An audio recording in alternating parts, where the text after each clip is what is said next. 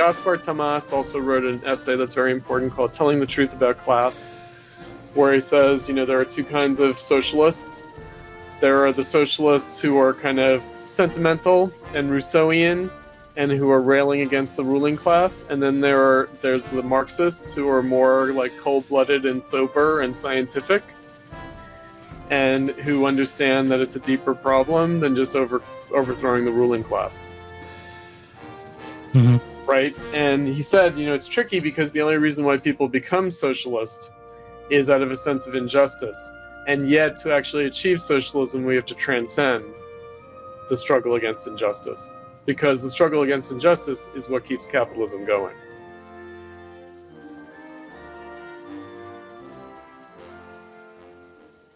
Welcome again to the Cutrone Zone. It's that time of the week. It's Friday, although we're recording this on Wednesday. With me again is the star of the show, Chris Cutrone, the last Marxist. And Chris, I guess I should start by asking you what you made of the response to your appearance last time and the essay you wrote for Simplation Magazine, which was Alternatives to Genocide. The alternative genocide is slavery, I think is the actual title. Well, I guess I'm not surprised that it, ruffled some feathers and, provoked people. Obviously, I was trying to do so. I certainly wasn't, I should say this, I was not trying to reset the conversation from what I had written previously on Israel, Palestine, and the left. That's an article that was published in the Platypus Review, but basically condensed all the things that you and I had been talking about last fall in the wake of the October 7th attack and the beginning of the Gaza war. So it was meant to respond to critics of that piece and to our podcast appearances on the topic.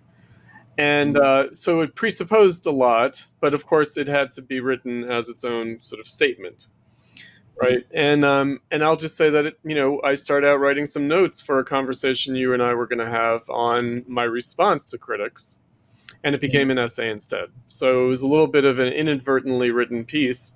I didn't intend to write another essay on Israel Palestine, but I did, and I realized that I could make some kind of apparently off the wall Marxist kind of assertions, and also just sort of rub some salt on the wounds of like a lot of things that I think are problematic in the way people think about these things, meaning like Hegel, master-slave dialectic, this kind of stuff, and even like wage slavery and just some old warhorse kind of formulations of Marxism that I think are misleading and misguided.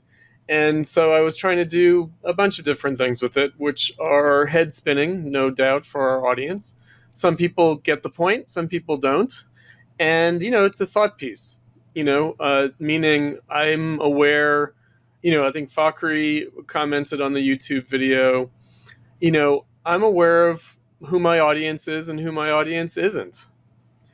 Meaning I'm not in a debate with Ben Shapiro or Destiny. Although perhaps I am in a debate with Norman Finkelstein. He was on Trigonometry. Do you know that channel, Trigonometry? And it seems like he was responding to me, not to the alternative genocide piece, but to the previous piece. Because he said, look, I come from a Marxist tradition, but I'm not going to say Palestinians have to wait for socialism for liberation. And he said there's a difference between being rational and intellectualization. Right. And then he said, that you can't give up your passion and your emotion about injustice.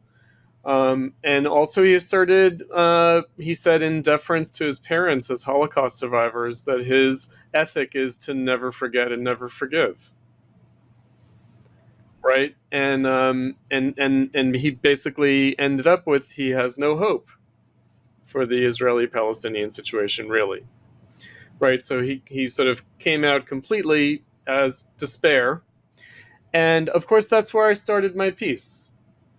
Meaning, let's just despair completely, right? Can we walk through that again, just what you just said? So to begin with, he said, I'm not going to ask the Palestinians to wait for socialism before they can achieve their own national liberation. That's step one. Step two is, I think there's a difference between being rational and being an overly intellectualizing. So that means, like, I'm going to put it in not very charitable terms.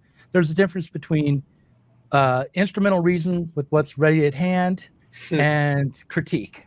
I'm going to put it that way. Okay. That's And twisting it a bit. yeah, but I'm, that's rhetorical. To put it more fairly, he's trying to say you can rationalize terrible things by being overly intellectual, Absolutely. right? That only counts as being of rationalizing something if there is an alternative that you're not willing to take and that you're trying to escape by rationalizing.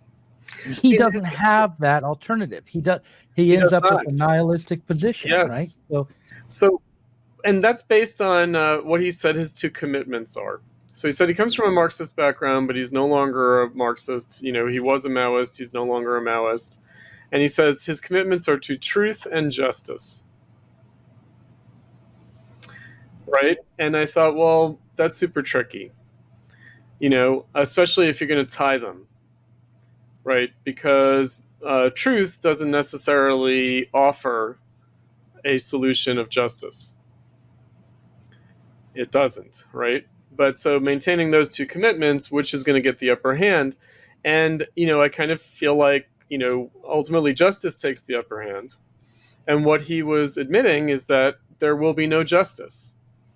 And of course, that's what I believe too. There will be no justice. I don't think the left should be motivated by justice. I'm very much against the entire notion of social justice. There's not going to be any justice for the past. Not at all. There's no making good on any of this. There's no justice. There's no setting right. Nothing. There's only going to be freedom. And freedom is opposed to justice, in fact, because freedom is future-oriented and justice is past-oriented. I want to throw in here that he just needed to complete the phrase. So it's truth, justice, and the American way. And the American way. No, I thought that as well. And I thought, okay, right, but then what is the American way? And maybe the American way is freedom. That's right. That's right. The American way is, of all sorts of things, but one of them is, the Bill of Rights. Every individual has to make their own way and reason for themselves. Everybody should be protected from the state. And, basically treating one another as equals as much as you can and trying to achieve freedom. That's the American way. I should also say that, part of my kind of subliminal message is I think that people deny the reality of bourgeois society, of bourgeois freedom. And so as we talked about last time, the history is not the history of freedom, progress and consciousness of freedom, Hegel, or class struggle, Marx, which is not opposed to Hegel, but basically the idea is progress and consciousness of freedom happens through class struggle. But rather, what Frederick Jameson said, that history is the history of genocide. And I just feel like, okay, well, if we're conceding that, which Jameson said bitterly, right? So he said, well, after class struggle is over, there's really nothing left but conceiving of history as genocide. Meaning that once you drop class struggle, then you don't get history as progress and consciousness of freedom either. You just get the rights of the victor. You just get the history written by the victor and the rights of conquest. Might makes right? So if you get rid of bourgeois society, then you're left with might makes right. And that's that, children. In other words, if this is what people believe, because I do think that that's what they believe, the left. And that's why the left is the right. In fact, it's Heideggerian, it's postmodernist, it's Schmittian, it's conservative reactionary, it's Foucauldian, it's everything of the right. And, no justice, no peace, right? I think that they don't believe that there is ever peace, actually. I think that they think that peace is bourgeois peace, and they think bourgeois peace is just the victory of the colonizer. It's the peace enforced by the victor. And I just thought, well, Yes, let's just go with that, right? Meaning, let's just accept this completely reactionary worldview. And where do we go from there? Well, there's always slavery. And perhaps God will punish Pharaoh and lead his chosen people out of bondage. Great. Do you know? And I'll just invoke again my husband, Fazell, and I still hold on to his understanding of October 7th, which I think is far more rational than the left, which is that it was Allah, God, punishing Israel for disrespecting Al-Aqsa. Right? And, I feel like all the argument about the inevitability of Hamas, even though it's an organized political movement with an ideology and structure and leadership and money, and actually has to recruit and train people and make decisions about tactics and strategy and take specific actions, right? It's still understood as inevitable, right? So, Doug, you're running a press, you're running a media company. Is anything inevitable about organizing anything? Right? Right? So what we're talking about is a multi-billion-dollar operation with thousands of fighters trained, armed, right, for battle and clearly capable of doing things. That's no small effort. There's nothing inevitable about that whatsoever. And I feel like, well, what if that energy were put into the struggle for socialism instead? But we don't believe in the struggle for socialism because class struggle's over. So we only believe in who's going to get to genocide who. Really. That's really what we're talking about. It is. I mean, in other words, I'm going to give the Israelis their stupid talking point about, Hamas are genocidal. Obviously, Hamas's ability to commit genocide is rather limited. And whatever they might want, their ability to do it is limited, extremely limited. In other words, it's not going to happen, But let's just grant, on an ethical level, everybody wants to genocide everybody else. Cool. So then all that matters is who wins. Right? So, we were talking about this before we started Genocide Joe. They don't believe that Biden wants genocide. They don't. They're trying to embarrass him with that. They're trying to say, you should be ashamed of yourself because you are enabling genocide. And, you're guilty of complicity, of standing by while genocide is happening before our eyes. They don't believe that the U.S. I mean, maybe some crazy leftists think that the U.S. and Israel are part of some global project of genocide. Maybe they think that. Maybe, I don't know. I mean, I guess. I mean, perhaps. I mean, I guess, like Americans, multicultural, multiracial country,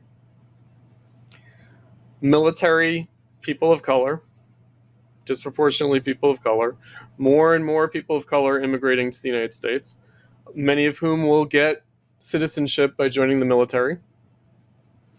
I guess all these people are involved in some white project of exterminating everybody else, all the non-white people.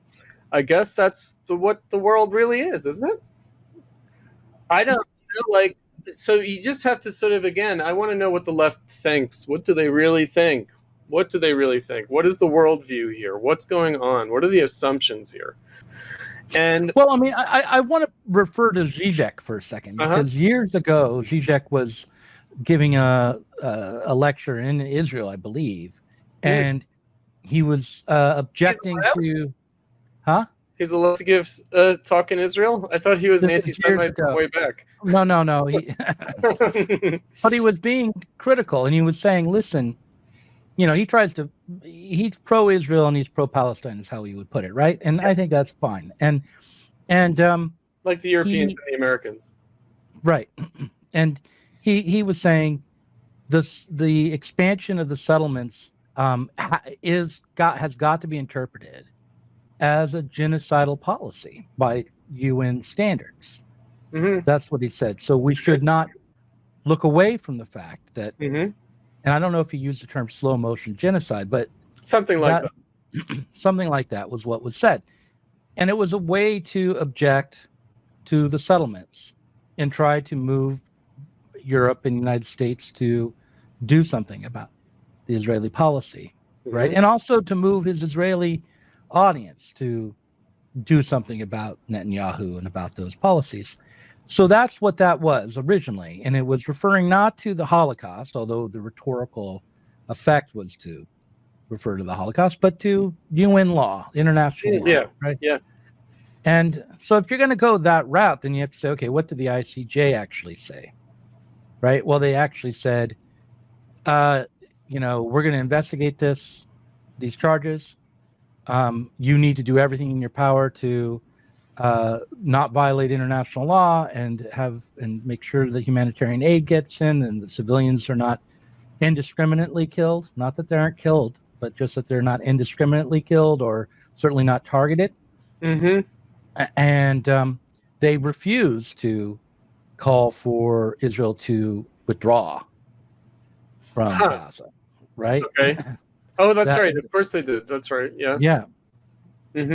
So the ICJ, which is investigating genocide, is not proclaiming that anything Israel does in Gaza counts as genocide, and is not referring to the settlements as a slow motion genocide or the occupation as a slow motion genocide, right? So you're talking about terms of law. You have to be dealt with on the level of the law.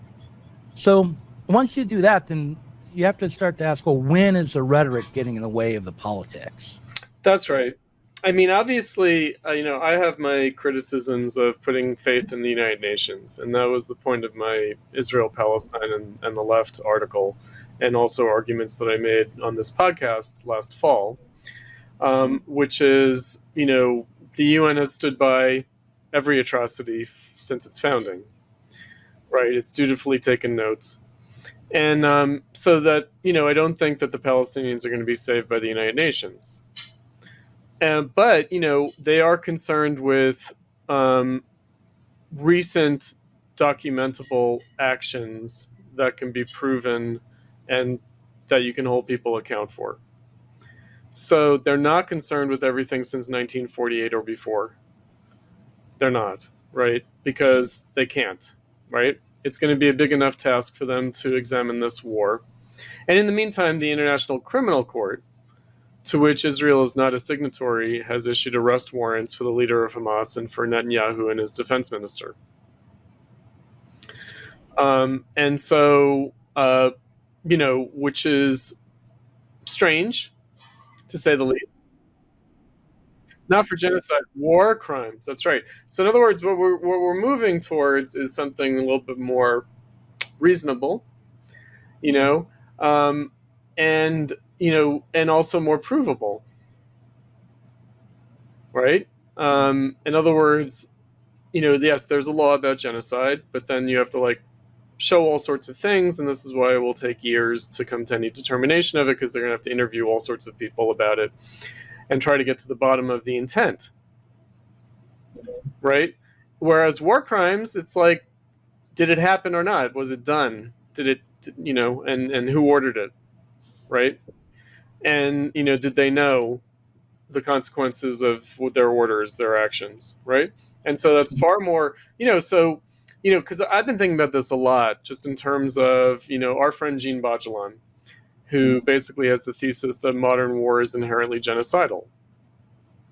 And I'm like, okay then, right? So the term for that, I'm an old person, Doug. Do you remember the term total war? And when did that start emerging? When did the phenomenon of total warfare start? Usually it's like World War I with some intimations before that, right? That of course, there were aspects of total war that existed before World War I. Yeah, right. So the idea of, now I'm getting it. The total war idea is the distinction between civilians and soldiers sort of drops away. Yes. And that's when you start seeing bombings of cities filled with civilians as somehow a legitimate part of war. And yeah, the machine gun in World War I was... And gas. And gas. Those Aerial were bombardment. We don't think of World War I as aerial bombardment, but there was aerial bombardment. So, for instance, Right. London was bombed by dirigibles by the Germans. Right. That already Yeah. Okay. happened. In World War I. That's really total war, because the machine gun is like the industrialization of warfare between soldiers, Yeah. or something like that. But Yeah. the total war idea, that comes from attacking civilians. Attacking the industrial plant of the enemy. Right. In other words, where you see the civilian resources of the enemy as part of the war effort. So defeating your enemy's ability to conduct war means attacking Right. the And that civilian makes infrastructure. sense. Of course it makes sense. In other words, it's a natural outgrowth of war. And, but again, this was done to ancient times, obviously. So the real question is, we might say, a brief interval of time in which this was not supposed to be the case. So basically, post-Napoleonic Europe. So basically from 1815 to 1914, right? And then people will say, well, but Europe didn't observe these rules in colonial wars in the interim. And then they'll say what Europe did was it brought its techniques of colonial warfare home in World War I, but that it had practiced in the meantime total war on colonized peoples. So it's a complicated history, but we do have this concept. In other words, we don't have to say all wars are genocidal. What we can observe is the emergence of total war and the difficulty of the rules of warfare in the age of total war, right? And it's and then we get into utilitarian things, which is maybe you kill a certain number of civilians in order to spare a certain greater number of civilians, either in the same war or in a later war. So that's the other thing that I've been thinking about. Here's another Chris Cutrone provocation. What if all these Palestinians are being killed now in order to prevent fewer to make sure that fewer Palestinians die in the future? Meaning, in other words, defeating Hamas now might mean saving more Palestinian lives in the future. We had to destroy the village in order to save it. No, that's a Vietnam thing. I mean, maybe the same logic applied, but that was more about I don't know, drying up the river in which the fish swim. The Maoist guerrilla warfare. But really, no, seriously. In other words, maybe a decisive victory now, which costs a lot of lives, will actually save more lives in the future. And not Israeli lives. That's Jacob Siegel's position, roughly. And that is, by the way, that is like the way the U.S. thinks about these things. Right? And, there is a logic to it. It's a utilitarian logic. And of course, it's a judgment and it's disputable, but it's not just a rank lie, right? So the left has this kind of idea that everything's just a total lie. And it's like, well, it might be a delusion. It might be a self-deception on the part of the decision makers, but it's not simply a lie. And I think people intuitively understand, right? Like the common people, right? Intuitively understand that you might want to settle a war, kill a lot of people, settle it, so that you don't have endless warfare for decades and generations into the future. Right. Right? And, decisive victory, is a logic of warfare, and, I mean, look at, I don't know, the Ukraine war, for example. Obviously, in the very beginning of the war, Russia tried to knock out the Ukrainian government. They failed, and so now we're in a war of attrition. If they had succeeded, far fewer people would have died. Right? Now, of course, the West, NATO and the US, is like, well, we can't allow Russia to succeed. And then the question is, but at the cost of how many Ukrainians? Lives and Russian lives, right? In other words, how many Ukrainian and Russian lives, because it's hundreds and hundreds of thousands now, is worth the political independence of Ukraine with respect to being in the sphere of influence of the US and NATO as opposed to in the sphere of influence of Russia? How many Ukrainian lives are worth that? And it's not even all of Ukraine that would be in the sphere of Russian influence either. No, they wanted to set up a puppet regime. I think that they did in Kyiv, right? So they wanted to have Ukraine be independent, but under, like before the Euromaidan. Before the Euromaidan. I think they could have negotiated some territory to Russia but Ukraine still remains within the sphere of.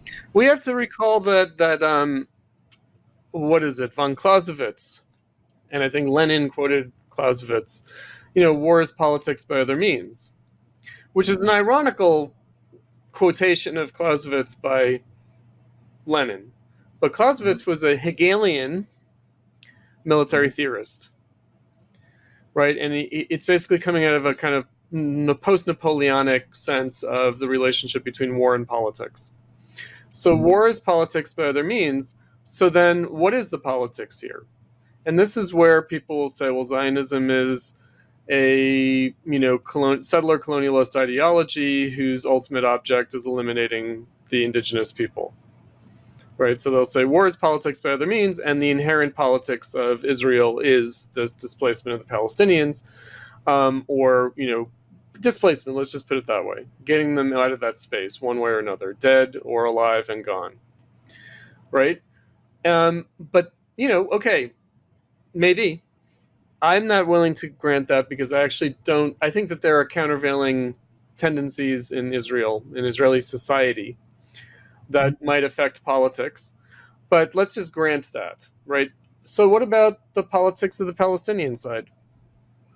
If war is politics by other means, then whether it's the PLO or Hamas, whether it's Arab nationalism or Islamism, what is the politics for which war is a means on the other side, if you will? Well, then it would be, decolonization, right, Palestinian liberation, the river to the sea, etc. And what does that mean, right?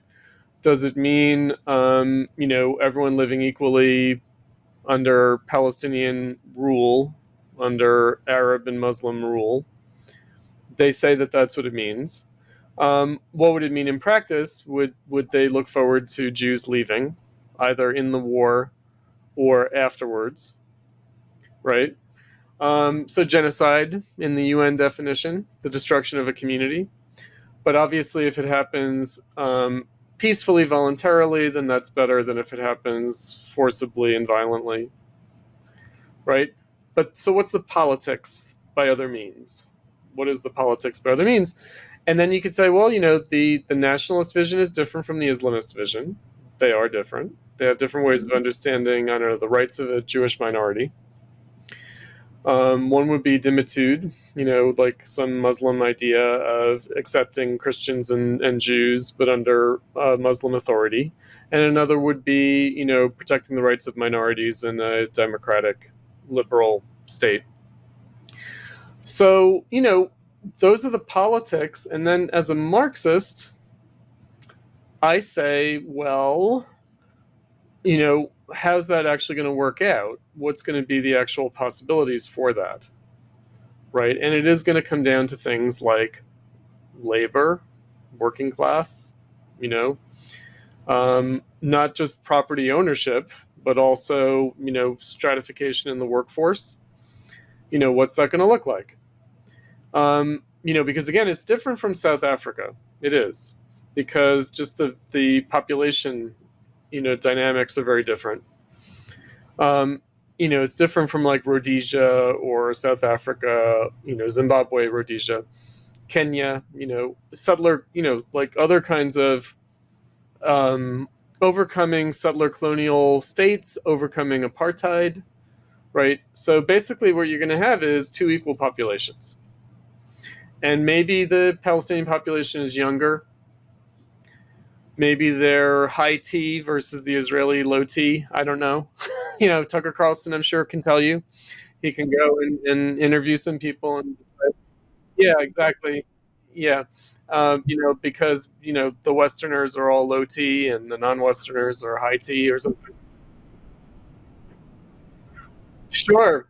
right? But who knows? And then there's the right of return, and so maybe it gets skewed. Maybe you have a 2/3 population Palestinian and 1/3 population Israeli, if you allow for a right of return. Only some of which people will take advantage of. But again, what's the politics, right? And how's that going to work out in terms of capitalism? And also, is this the only means by which to achieve it? War, right? So, I might grant that the Palestinians have a better political aim than the Israelis. Perhaps. I don't know. And that's why it's the ethno-state and Zionism and the Zionist entity, all of this stuff, right? I understand where the left is coming from, right? I do, and largely sympathetic to it. But how's it going to work? There's been basically an ongoing, hot and cold civil war in Lebanon for many decades. It's why in my first article, so this, the second article, The Alternative to Genocide, it is a sequel to the first article. In the first article, I just said the post-World War I and post-World War II world, the decolonized world, has been a world full of genocide, full of ethnic cleansing, full of minorities being abused in post-colonial states. It's just full of that, right? Like the whole world is full of that, and obviously including the United States and Europe too. Sure, I think that we talked about how Greta Thunberg discovered that there's an indigenous population in Sweden who are oppressed by the Viking settler colonialists, the Swedes. Undoubtedly true, right? So there's not going to be any justice for any of this. One of the things I want to ask, maybe this is my inner Habermas or something, but one of the things that I'm struck by is how difficult it is to get people to engage with your work or with what we're doing at Sublation on the level that it's being offered. Maybe not the highest level, but, somewhere above. Yeah, some reaching after Marxism, right? Trying. And like, for instance, this is about Fakhry. I released a video recently cheekily defending Barry Weiss, right? And I don't remember exactly what he said, but it's like, you'll defend Barry Weiss, but what you won't do is help the Palestinians. He didn't say that exactly, but it was some intonation of that. And of course, the point was not to defend Barry Weiss's Zionism. Of course not. Right. Right? Of course not. It was to say, look, you can be for free speech and not be, and also be a Zionist and not be a neoconservative hypocrite on the issue of free speech. And maybe there were moments where she was hypocritical, but I wouldn't define her as a neoconservative. At least Jack Ross, who helped me write it, would right, of course, right, that way. and the real point was to say, hey, let's think about how Cold War liberalism did and didn't turn into neoconservatism. Sure, yeah. Mm-hmm. Right. That was the main point of it. It wasn't even about protecting poor Barry Weiss, who doesn't need to be protected. No. Right. So, but somehow, I guess we operate on this level. She might need to be defended from the Democrats the same way Matt Taibbi needs to be defended. That's true. Yeah, that's Michael true. Schellenberger. Less so, I think. But yes, I think she's more established. More established and plays the game differently. That's true. But she was involved in the Twitter files, wasn't she? She's one of the journalists. But she quit because she got mad at Elon Musk. And so they've all ended up being mad at Elon Musk, haven't they? Right, but Taibbi didn't. No, not Schellenberger isn't. Schellenberger's still defender of Musk, and Matt Taibbi didn't quit. He got fired. So yeah. So anyway, and who's the Li Fang is also another one. Yeah, Li Fang. I don't know whether he's fallen out with Musk or not. Musk. Yeah, but anyhow, anyway, the point is just to try to defend the idea of one, defending free speech and liberal values, and two, to ask people to rethink the Cold War liberalism, the history of, the last 100 years. It's hard to adjudicate this history, parse it, because there's a lot of opportunism. So even when you talk about Cold War liberalism, it's a very broad category that would include both realists and neocons. It did, and it included socialists as well. Yeah, some Shachtmanite, social democrat type people, right? Norman Thomas is who. Oh, sure, of course, right? Socialist Party leader himself. But I'm just thinking, in terms of like the seemingly current ideological divisions in the ruling class, right? That I think before we started recording, you mentioned Mearsheimer. So like realism versus neoconservatism, and so like a Brent Scowcroft or a Henry Kissinger, or even a Brzezinski. I guess Brzezinski was more of a neocon, more of a Cold War hawk, but broadly this realist tradition versus the new neoconservative kind of phenomenon of the because there are two waves. There's Cold War neoconservatism, Reagan era neoconservatism, and then there's George W. Bush War on Terror neoconservatism, and they blend into each other, but they're also distinct. And George Herbert Walker Bush, Brent Scowcroft, that's more like realism than it is neoconservatism. Right, there is a difference to be recognized between the father and the son, George Herbert Walker Bush versus George W. Bush, at foreign policy level. And of course, a lot of the neocons, so-called, are traceable back to the Nixon administration, which was Kissingerian realist, and which is much more Trump in character. And so Cold War liberalism assumes one thing in particular, which is hostility to the East, anti-communism. And so then it becomes a matter of strategy and tactics of anti-communism. So there's a difference in how you deal with the enemy. But the enemy is assumed. And something very similar is happening now, which is that I think that they all think that Russia, China, and Iran are the enemy. North Korea too, sure, but let's just keep it the axis of resistance or whatever. Such a failure, such a massive failure to end up in this position. But go ahead. I mean, but let's just say they're the enemy. I know, but I mean, for the United States to, Russia and China were not friends. It's not. They're still not going to be friends, by the way. In other words, nothing that the U.S. does can get rid of the fact that Russia and China have more against each other than they have against the U.S. So that's just a reality. But the differences in foreign policy by the United States is over how to handle this, how to handle the enemy. In other words, you play the enemies off each other, you play them off this way, you play them off that way, right? But basically, they're all assumed to be strategic competitors with the United States, or threats to world peace, threats to regional security, at least, Europe, Asia, Middle East. And so how to deal with them. And so inevitably, there are going to be people who are going to be more hawkish, and there are going to be people who are more dovish. There are going to be people who favor the carrot and the people who favor the stick. And in the real world, you're going to have both in play. Every administration is going to have people who are more carrot and those who are more stick, right?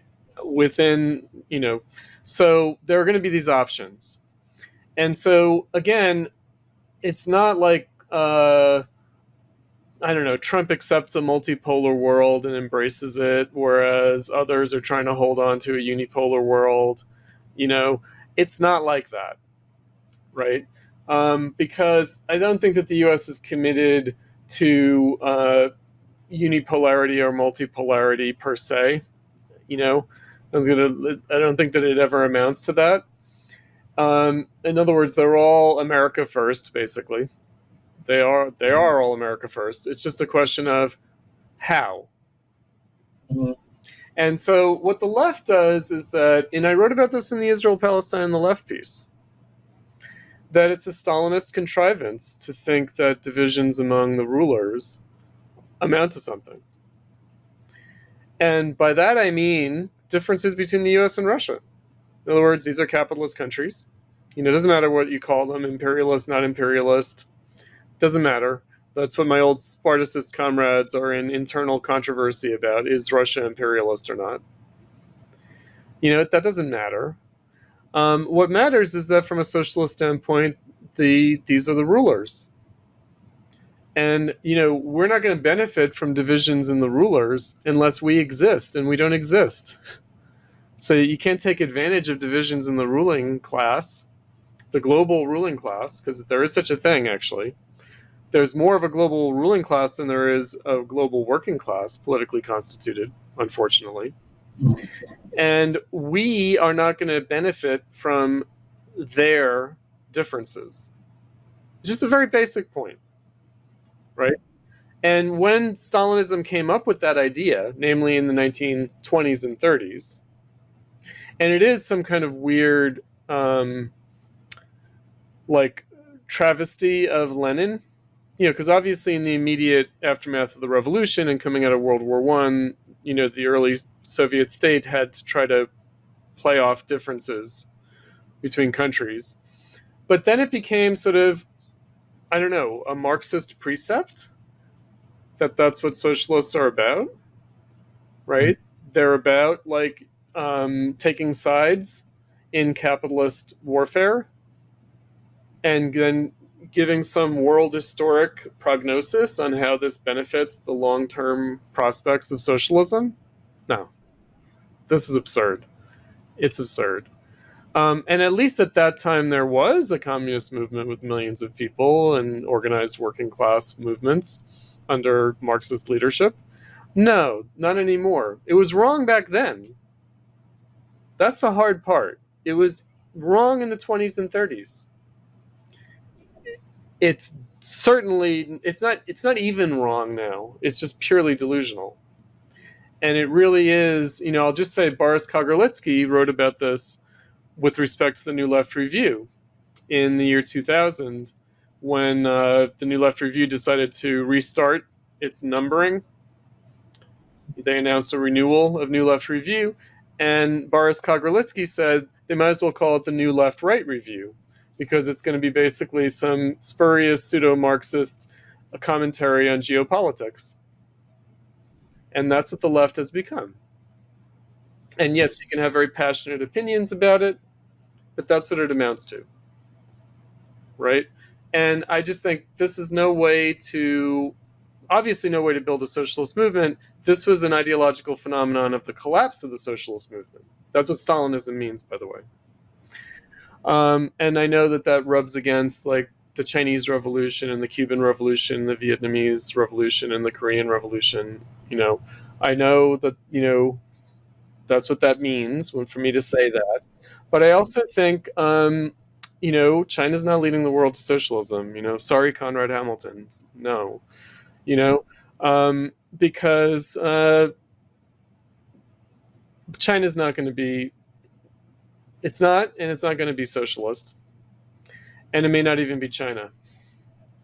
Meaning, if you want to make a bet on which state will exist in 50 years, the United States or China, the United States will exist. Much more likely, China, possibility it won't exist.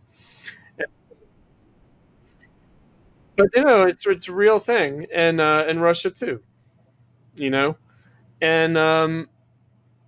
Iran, I don't know, Iran, ultimately Iran's going to have to decide whether it's Persian or Muslim, right? Whether it is the Islamic Revolution or whether it's a Persian state, because it's got too much going on inside it.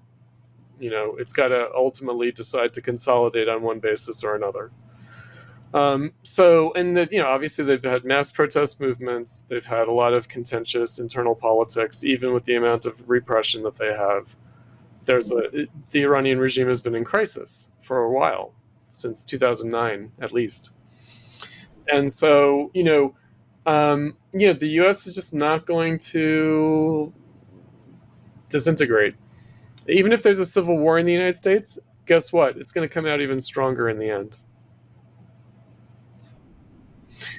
Well, because it came out stronger out of the last civil war, right? In other words, like if the U.S. had to conduct a civil war, you think it's not going to develop leaps and bounds into a much more solid entity out of that war? Of course it is, right? So, I don't know if people are hoping for that, you know. Um, and the U.S., the world will have an interest in the U.S. coming out of any civil war in the U.S. stronger than ever. The world will have an interest. The Europeans, they'll take a side, and they will, they'll want, right, the U.S. to come out stronger than ever. So, like at the left, what is the left thinking, right? Whereas I am coming at it with a much more modest, and I guess maybe the thing about the alternative to genocide, yes, if you want to know what I'm saying surrender. I'm counseling surrender. I am saying better to surrender and live than not surrender and die. That is what I'm saying. And like, let's just be unambiguous about it. And, because I do feel like that's where we're starting in the struggle for socialism. We're starting from the ground, absolute ground. Like, where's the working class? The working class is pulverized, defeated, non existent. We're starting at that basic level. We are. And we are, people will take issue with my whole upholding of bourgeois society and bourgeois right. Well, as we've talked about, the working class would have to reconstitute itself on the basis of basically liberal struggles, liberal democratic struggles, struggles for basic civil rights, civil liberties, right to associate, right to organize, right? And so it would amount to a slave revolt. It would amount to, asserting your rights as more than just slaves, right? That's where we are. To go back again to the Barry Weiss thing, the point of that, to understand the distinction between Cold War liberalism and neoconservatism, is to rescue the liberal impulse that was in Cold War liberalism from the smear of it always being neoconservatism, to rescue the idea of American exceptionalism from the idea that it was always just neoconservatism. Go ahead. I mean, what I would even I'd go one step further, which is we'd have to, and I think Jack Ross kind of goes in this direction also, which, he's very anti-neoconservative, but I think that one would have to even say, what was neoconservatism? In other words, I think that we have to, that I do the Socratic thing. I do, meaning I play devil's advocate. And I do that because I think it's salutary at the level of thinking and reason and, understanding. And, and I just think, well, the project for a new American century might seem a little bit more, but the original neoconservative vision, like kind of Cold War neoconservative vision, is a kind of, you have to respect it for its ambition. Meaning it is a little different. The neoconservatives are not the same thing as the neoliberals. They're not. So the fact that there came to be the so-called Washington consensus, right? It's like, well, there were kind of two Washington consensuses, weren't there? There's like the end of history, New World Order, Washington consensus, and then there's what people try to glom onto that as like that somehow neoconservatism is part of the Washington consensus. And I'm not so sure that they sit comfortably together. I mean, it's something that I wrote about in The Death of the Millennial Left. I talked about, look, the Reagan coalition, it's a coalition. And these are uneasy bedfellows. All three, Christian, evangelical, right, neoconservatives, neoliberals, they really hate each other, actually. They really hate each other. And they really are incompatible. And yet they all were discontented with the status quo. right? And so they made an alliance of convenience to demolish the status quo. The Reagan Revolution, right? They produced a new status quo, we might say, but we can also say that status quo was always uneasy, was always divided, and maybe the Reagan Revolution was not like FDR. It didn't achieve what FDR achieved. FDR did achieve a kind of consensus that the Reagan Revolution never did. Right. I think that's also a kind of subtext to Jack Ross's book, by the way. Right. And so, I think that looking at, well, what was neoconservatism? What was the vision, really? Because it's become a whipping boy, like neoliberalism. Everybody hates neoconservatism, just like how everybody hates neoliberalism. And I kind of feel like, well, we owe it to ourselves to be honest intellectually and to challenge our thinking. To just say, well, if everybody hates neoconservatism and everybody hates neoliberalism now, maybe we ought to defend its rational kernel in hindsight. I did that with my Milton Friedman article, on Jennifer Burns. Well, I was trying to defend the rational kernel of Cold War liberalism instead, right? And the reason, and right, I know, and also American exceptionalism. Defend that, because American exceptionalism means a multitude of things. It doesn't just mean neoconservative adventurers in the world. Years ago, you said you spoke about the death of the left, about in terms of the 1619 Project and the way that they were tearing down statues of Thomas Jefferson, and the idea that just bourgeois values, or the Bill of Rights or the Constitution, and all these things that are achievements of revolution, were now only conceived of as lies perpetrated by the white race, basically, upon the rest of the world. And and I'm a white guy, so I'm not in a great position to say this, but nonetheless, I think that is a right-wing conception, as you would put it, wrong, and really debilitating for anyone who wants to achieve the things that people on the left are wanting to achieve, which is freedom, equality, fraternity.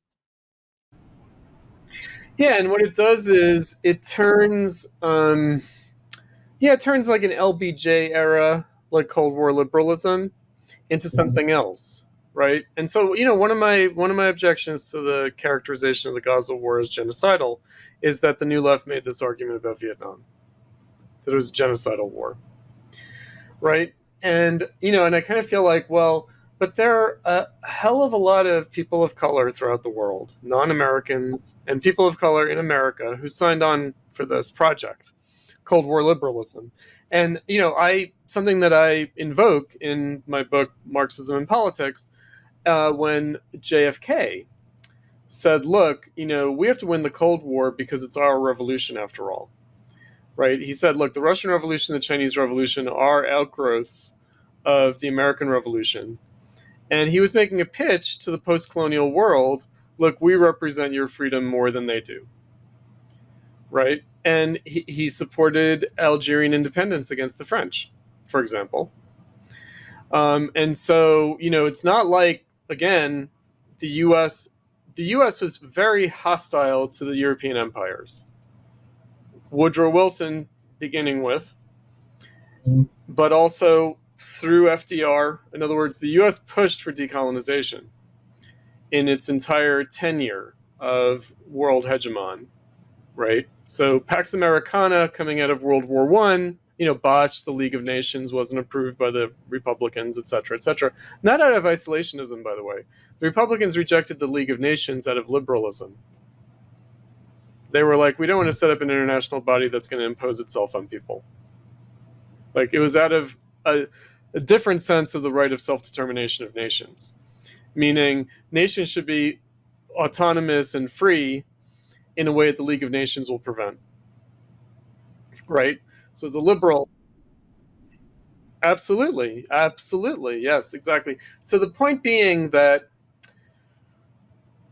if we lose sight of that and we just say, oh, well, it's just been a U.S. power project, we're going to miss something really essential. And what I would say is, I don't know, when neoconservatism seemed to have turned to the dark side, and why people are like, well, they're all Trotskyists, right? It's that, and what Trump represents is, it's kind of like neoconservatives have a project, this project of like liberty, freedom, democracy, everything, right? But they forget that America is not just an instrument of this world historic project, but it's a country. And so we're not going to sacrifice our country to this world project of freedom that the neocons want to do, right? And I just feel like, well, this is the conservative reactionary, the conservative liberal, but really reactionary anti-neoconservatism. And the left is part of that, unfortunately. Meaning, it goes back to Woodrow Wilson and anti-imperialism. It goes back to William Jennings Bryan. It goes back to conservative, liberal anti-imperialism. Is like, yes, there might be this world historic mission of freedom, but don't forget that we're a country and there are people and they're suffering, populism. And, and I kind of feel like, well, yeah, sure. But also there is, world history, meaning, the struggle for socialism is not just about like people. It is about a historical process. It is about what is the result of the sacrifices we're making in capitalism. Right. Right. But you know what I mean, right? And I kind of feel like, well, the maniacal Hegelianism of the neoconservative project maybe needs to be redeemed, right? Maybe it needs to be redeemed. In other words, maybe they were like, yes, we will sacrifice the people of America to the project of world freedom. Well, of course. Well, that's the thing, right? So basically, I mean, look, if you look at mid 20th century Cold War liberalism, Fordism, and you look at like LBJ, JFK, LBJ, but also bipartisan consensus, Nixon, Eisenhower, Truman, FDR, Truman, Eisenhower, JFK, LBJ, Nixon, what they all agree on is, we want humanity to progress. And, we might be sympathetic to these Russian and Chinese revolutions, but on closer examination, they have entailed such monstrous sacrifices of people without really producing the progress they were supposed to represent. That's the rational kernel of anti-communism. The rational kernel of anti-communism is, could you have had progress in Russia without what Stalin did? Could you have had progress in China without what Mao did? And the left is going to say, no, you couldn't. And I'm not sure that that's plausible, really. In other words, that, I don't know, progress in modes of production means millions of peasants have to die. I mean, God help us. Does that really follow? Right? And then what are we talking about? We're talking about like, oh, the Soviet Union and then China represent a different mode of production from the United States? I know, right? And and it's like, I mean, so I just think that's the rational kernel of anti-communism. And, it's not like, oh, well, look, they killed millions of peasants, and so let's nuke them on top of that. Or something like that, right? It's like, no, obviously no, right? And that's not really the anti-communist program. It was containment. Containment. It wasn't nuke them all. It was containment. Well, there's always a carrot and a stick. Stick. Yeah, and the stick is there to say, especially after they get nuclear weapons, after all. But basically, don't swallow Europe. Like, what if the Soviet Union had swallowed Europe after World War II, right? I mean, Europe was devastated. It was devastated. And by the way, Stalin didn't want to. No. Right? But the US is like, in case you're thinking about it, here's our nuclear weapons. Check this out. Right? But, Marshall Plan was better for Europe. I'm sorry to say, I mean, look, the French and Italian Communist parties said, yeah, we're not going to have a socialist revolution. We're going to accept the Marshall Plan. Mm-hmm. Japanese communists were like, yeah, we don't like the Yankee imperialists. We don't like capitalism. But, let's do this Marshall Plan for a little while. We'll see how it plays out. So, the Cold War, let's demystify it. Yeah, I agree completely. And so, but we're also, we don't want to be in a position where, I don't know, we're going to be nostalgic for that. Meaning, like, that seems far more rational than the world that we're living in. But at the time, it wasn't so rational.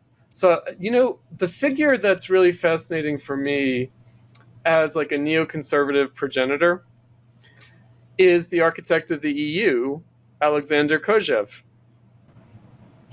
who's a crazy, like, Stalinist, anti-communist, Russian exile, French guy, kind of bizarre, psychotic technocrat, who also, like, miseducated people on Hegel, just for kicks, right? But he also designed the EU. He was hugely influential on Marxism. Just really, unfortunately, I think, like, deeply unfortunately, because he is a weird mid-20th century, like, perfect expression of psychosis of the Cold War, right? Because, like, he has this kind of weird, it's like Hegelian, and it's also kind of Nietzschean. It's weirdly Nietzschean. It's like, can Europe have a future beyond the Cold War? Can Europe be something other than Russia or America dominated? Can it be itself? Can Europe exist? Which is a crazy idea, because I don't know why Europe should exist, but okay, let's go with that. And, because he basically said, look, the Cold War won't last forever. I'm going to take that and just run it as a smear. I don't know why Europe should exist. Well, because people are like, does Israel have the right to exist? Well, no. Does Europe have the right to exist? No. Does America have the right to exist? Not really. But the American Revolution, does that have a right to a historical legacy? That's what we're really talking about. We're not talking about, does America have the right to exist? But does the American Revolution have a right to historical legacy, to endurance? And who's picking up the torch? The EU is not. The EU is like the technocratic nightmare, right? It's Germany. It's not France. And France is not France. It's not like France is the French Revolution. It's not quite. And then, of course, America is not quite the American Revolution either. But it is. Look, we have kids in Platypus who are in Europe. Mm-hmm. They're always shocked. There is civil society in the United States in a way that there isn't in Europe. Everything in Europe is an extension of the state. Everything. Wow. The churches get tax money. In Germany. Everything is the state. Right. Right? These squats that they have in Germany, where people have theory reading groups, they're funded by the government through the Rosa Luxemburg Foundation, and the funding is based on the amount of votes that the Die Linke gets to the not the Reichstag, the Bundestag, sorry. The Reichstag, no, the Bundestag. And so the scruffy kids who are reading Moish Postone in Germany are only doing so because the state funds it. There's nothing outside the state in Europe, and of course there are people who want that here too, but that isn't the case here. And it's a hard sell, and it would involve not only violating the Constitution in practice, it would mean actually violating it in law. So, and also because the US is a kind of dynamic capitalist country in a way that the European countries are not, actually. Mm-hmm. That, the world wants to keep civil freedom in the United States too. Right. Not only the American. I don't know if all. I mean, I feel like we're at a moment where that's all in question. It is all in question. It is. I mean, obviously it's in question. But, again, what we're thinking about here is, what was the U.S. fighting against in the Cold War? And what is it fighting for now? Right? So it was fighting against the world turning communist, not because the world was turning communist in some Marxist sense, but because civil freedom was being destroyed. I mean, really? I mean, that's what the U.S. was fighting. The U.S. was saying, the world's fucked up. Yes, there's a lot of injustice, but let's not extinguish civil freedom. Right? And what little bit of civil freedom exists, let's hold on to that. It's Jeane Kirkpatrick. You want to talk about a neocon. I wrote about it in one of my articles on the Libya article, about the Philippines, about Ferdinand Marcos, and this whole weird idea that Jeane Kirkpatrick had, which is that authoritarian regimes are better than totalitarian regimes. Not that authoritarian regimes are good, but they're preferable to totalitarian regimes because totalitarian regimes undermine the possibility of freedom in a more profound way. And so it's not to say that authoritarian regimes are not criminal. They are, in Jeane Kirkpatrick's view. Right? But she's like, you have to make a devil's bargain and you have to make choices in the Cold War. And so the U.S. choosing to uphold authoritarian regimes out of anti-communism was this idea that we're holding on to whatever rudiments of freedom are there that will be squashed if it goes communist. And there's a point to that. There really is. There actually is a point to that. But I mean, the thing about this is what I think maybe you forget. I don't think you really forget this, but what maybe you sometimes forget, or I forget, I had to relearn it in order to realize what I had forgotten, which is that for a lot of people on the left, this notion of totalitarianism is suspect. This whole it is suspect, by the way. It is. It should be interrogated. But go ahead. Yeah, right. But also, okay, it's suspect, and there are reasons to be. You're right. There are reasons to be suspicious of the notion of totalitarianism. My reason for being suspicious of it before was capital's reproduction itself, the value form, is a kind of totalitarian. It is, of power, course. Yeah, right? Yeah. Mm-hmm. So we haven't escaped totalitarianism if we think just because we have a free market or something like that, right? Right. But right. So there's that critique of totalitarianism as an ideology, or as the critique of totalitarianism as an ideology. But nonetheless, there is on the left this notion that the struggle for socialism is the struggle for the expansion of the state. Right. The struggle for socialism is the struggle to make more and more things. My former comrades, when they cried foul, the Spartacists, at an article that I wrote in the Death of the Millennial Left, now collected, on Milton Friedman and Friedrich Hayek. And they were like, Chris Cutrone wants to deny the working class what little scraps they get under capitalism. In other words, they kind of came out in favor of the welfare state, as against Friedman. And I just thought, well, okay, no, I'm not for cutting people's welfare benefits. I'm not. However, right, surely we can admit the downsides of the welfare state, meaning that it was the statification of the working class. It was like turning the population into a dependent, ward of the state.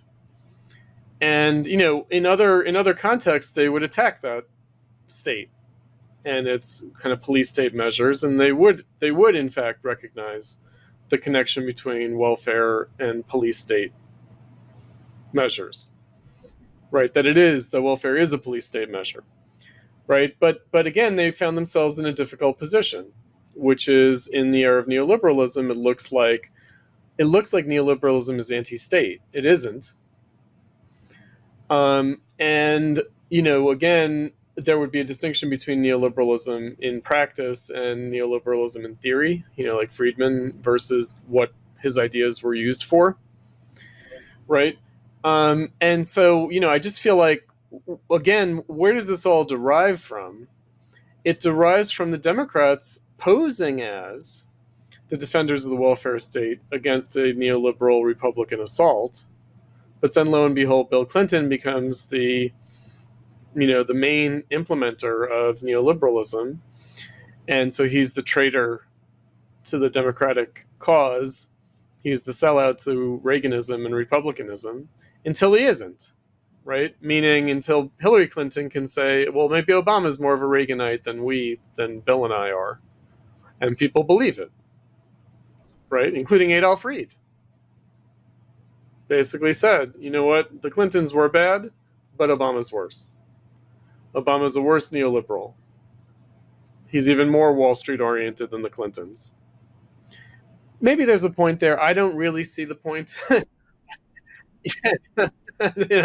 don't really see the point. And then Bernie Sanders represents something else, I guess, even though he's been a senator forever in the neoliberal era, obviously. And so it really comes down to, and this gets back to the Jack Ross point, what the crisis of neoliberalism and the crisis of neoconservatism amount to. Because obviously there's been a dual crisis. There's been a foreign policy crisis in the war on terror, and there's been a economic and financial policy crisis in the 2008 Great Recession period. And these are different, but they're connected. And, Trump represents both. He represents an anti-Obama, anti-Wall Street kind of vested interests, anti-globalization, globalized capital, but also anti-neoconservative foreign policy, anti-war on terror. And then people will say, well, no, he isn't. He's a hyper-Reaganite. And anyway, he continued the wars, and But that's just people trying to fit themselves back into the partisanship of the two parties and denying what's really going on, which is that both parties are in crisis and that it's a mess. And I don't think we can take advantage of that crisis. So I will say this, because I know, I feel like our dialogue over the years has been conditioned by this crisis and by the issue of, well, what can and should the left do? And for me, my peculiar position is we can't actually take advantage of this in a meaningful, practical way. We can only take advantage of it ideologically. In other words, we can disabuse ourselves of certain illusions and certain thought habits, thought taboos. We can sort of open our eyes to reality, and that's one piece. It's an essential piece, but it's not the be-all, end-all. I think it's a necessary but woefully insufficient condition for rebuilding a socialist movement. But just to wake up and say all the pseudo-radicalism of the left is just a tortured Democratic Party orientation. And very confused about reality and about what it really wants. And we're in a strange place with that now, with Zoomer leftism. And maybe we'll talk about this in the second half, like the new Marxist Leninism, the neo-Stalinism. Right. Which is connected, by the way. So my article's on Badiou, as a post-Maoist and as a communist as opposed to a Marxist, why I felt like that was worth engaging. Because, I did think this is something, and it turns out it is something, right? Even though his former students are kind of turning against him, like Gabriel Rockhill, or turning against that. Turning against Zizek, turning against Badiou, turning against Derrida, turning against that stuff, in favor of what appears to be more orthodox Marxism, Stalinism, though. Right? They are, but I think that they're trying to be more strictly Marxist-Leninist than that. And so where that's coming from, so it seems like we're at a point where the left now seems furthest from the Democratic Party, but I think that's entirely conjunctural and contingent on the fact that discontent is boiling over under a Democrat, under Biden. In the same way that there was a kind of pseudo-radicalism to a kind of Occupy David Graeber anarchism, right? Meaning that would appear to be a total rejection of everything, like Occupy. And that the kind of thing that exemplified the movements without leaders and the protests without demands, right, seemed to be beyond electoral politics. That's the anarchism. And so it seems to be wholly oppositional, and yet still is very much about the electoral dynamics and the capitalist parties. I think that now it's modulated differently. It's modulated more what we were talking about, geopolitics, the axis of resistance, the axis of opposition, the anti-American alliance in the world, whatnot. But I think at base it's the same thing. And I think that it assumes a lot. And it also does so in a rather glib way, which is to say, well, we know what things are. Imperialism. It's just, we know and we've always known. Right? And you know what strikes me about the difference between Occupy, Black Lives Matter in 2020 and today? Mm-hmm. And with Occupy, there was a faction that was thinking of itself as really wanting to challenge capitalism. Yeah. Right? And they were thinking of themselves as being invaded by the Democratic Party. And there was Occupy Wall Street, and then what came out of it was Occupy Democrats, which was a real organization that came out of Occupy Wall Street. With Black Lives Matter, there was the abolish the police line, which was communist. It was saying we're going to abolish capitalism. We have to. We're going to abolish the police. And then there was the defund the police line. Right. From the get-go, the slogan of the most radical anti-imperialist leftists, starting with Cosmonaut magazine, for me, from my perspective, was defund Israel. I think they want to abolish it too. They did, but what was their demand? Their demand was the United States shouldn't fund Israel. There's this idea that without American funding, Israel can't exist. I know. And they mean it not only governmentally, but also BDS. So they also mean civil divestment.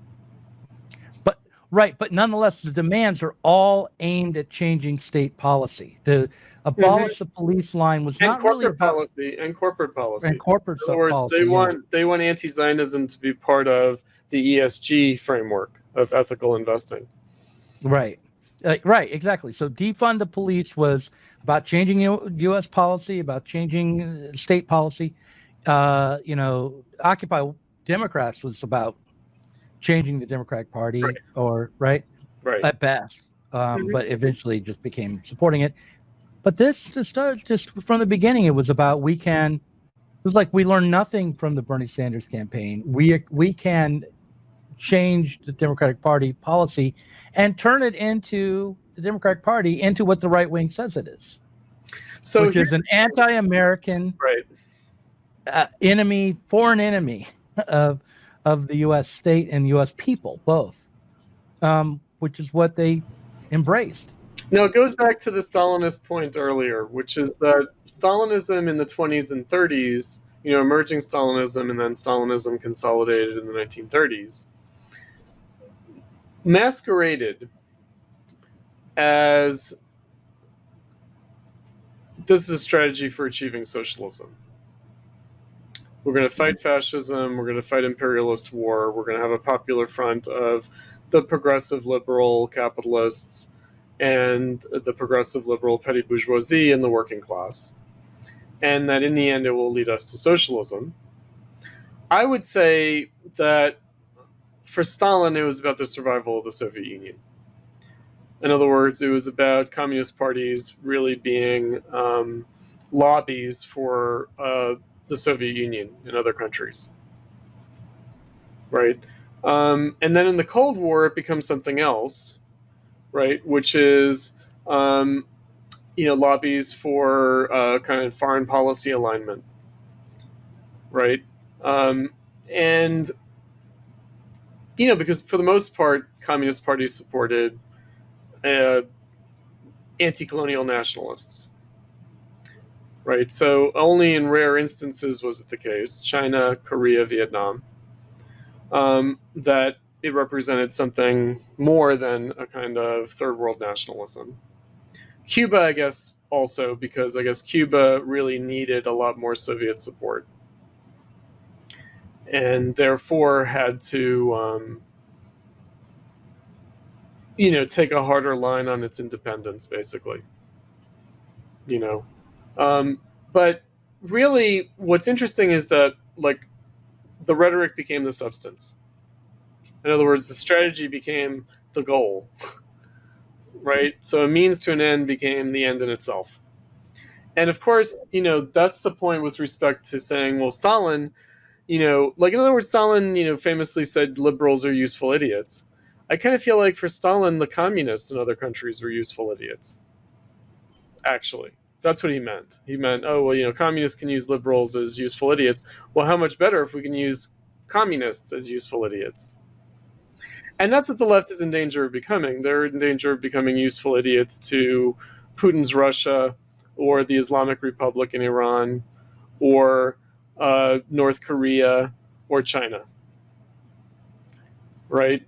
And, that's been, the PSL and the Workers' World Party, the Party for Socialism and Liberation that Gabriel Rockhill is associated with, they've been, friendly to North Korea, to Cuba, China.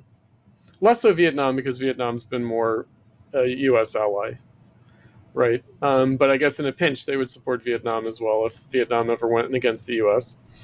But basically, they're the useful idiots, right? And I kind of feel like, is this what we're trying to do? We're trying to train people to be the useful idiots of, tin pot dictatorships, right?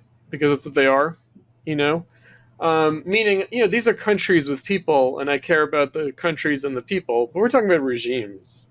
We're talking political regimes.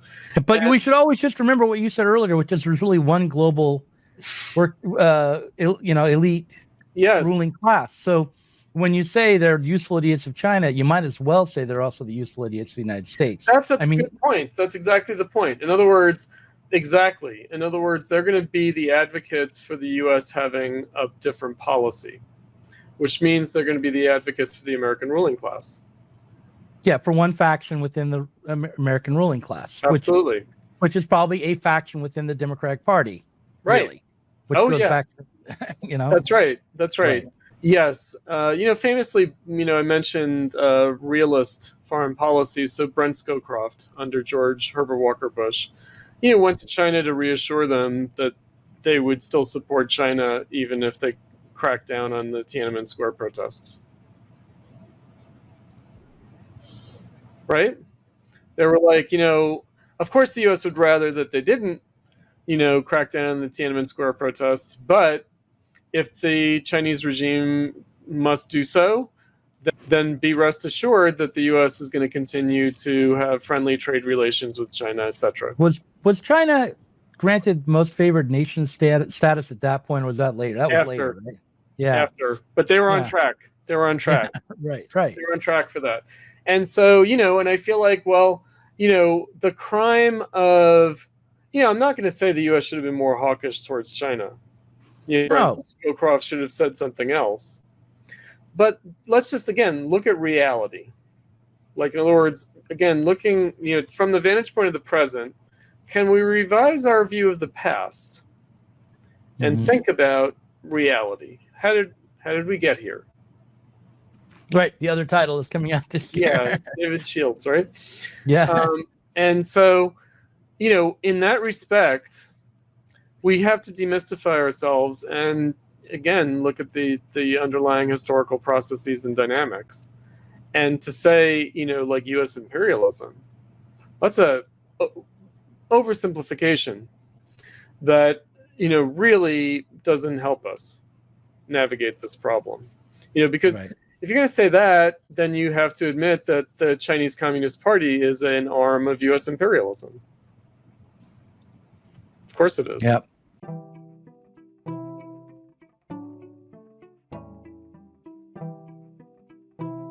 If you enjoyed this conversation, please do consider supporting us on Patreon. Our patrons help to make sure that Sublation Media can continue to provide interviews, videos, books, and articles that are critical of the left from the left. If you are tired of remaining stuck within bourgeois ideologies and politics, help us sublate them both.